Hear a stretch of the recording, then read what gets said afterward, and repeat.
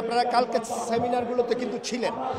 আপনারা দেখেছেন যে আমাদের সেমিনারের লক্ষ্য হলো যারা জাতীয়তাবাদী দল কিংবা তার অঙ্গ সংগঠন করেন না, বাংলাদেশের শিক্ষক, ছাত্র, আপনার তরুণ ইঞ্জিনিয়ার, তরুণ ডাক্তার, তরুণ কন্টেন্ট ক্রিয়েটর, যত ধরনের মানুষ আছে, তরুণদেরকে আমরা সমবেত করেছি।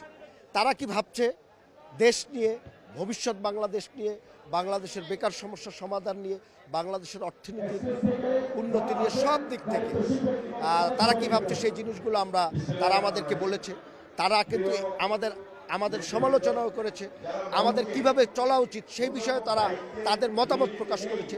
এই জিনিসগুলো জানছি, আমরা বোঝার চেষ্টা করতেছি এবং এই তরুণদের যে চাহিদা, এই চাহিদাকে কেন্দ্র করেই কিন্তু আমাদের দলের পরিকল্পনা এবং ভবিষ্যতে যদি জনগণের ভোটে কখনো আমরা রাষ্ট্র পরিচালনার সুযোগ পাই বাংলাদেশ জাতীয়তাবাদী দল, এই তরুণদের যে চিন্তাভাবনা, সেই চিন্তাভাবনাগুলোকে বাস্তবায়ন করবে এবং সেটিকে তারা একটি সেই জন্যই কিন্তু তাদেরকে আমাদের নিয়ে আসে এবং তাদের মতামতগুলো জানায়। এবং আপনারা দেখেছেন আমাদের আমন্ত্রণে তারা সাড়া দিয়েছে।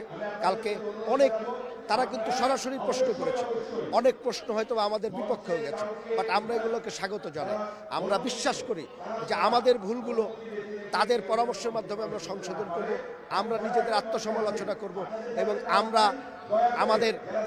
আমরা নিজেদেরকে সংশোধিত করে পরিপূর্ণ যতটুকু সম্ভব ততটুকু মানুষ বা রাজনীতিবিদ হিসাবে গড়ে তোলার চেষ্টা করব।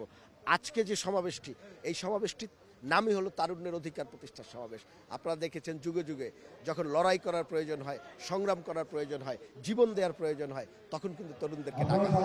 কিন্তু পরবর্তীতে যে তরুণদের যে চাহিদা, তার যে আকাঙ্ক্ষা, সেই আকাঙ্ক্ষার পরিপূর্ণ বাস্তবায়ন কিন্তু হয় না।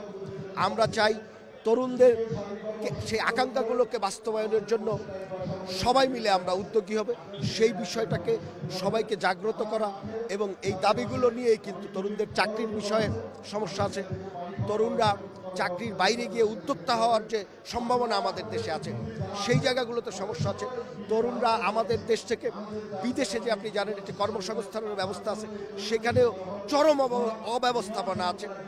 এর কোনো সমস্যার সমাধানই কিন্তু আমরা দেখতে পাচ্ছি না। আমরা মাঝে মাঝে কিছু আশ্বাস পাচ্ছি, তো সেই জায়গাগুলোতে আমরা অনেকটাই হতাশ।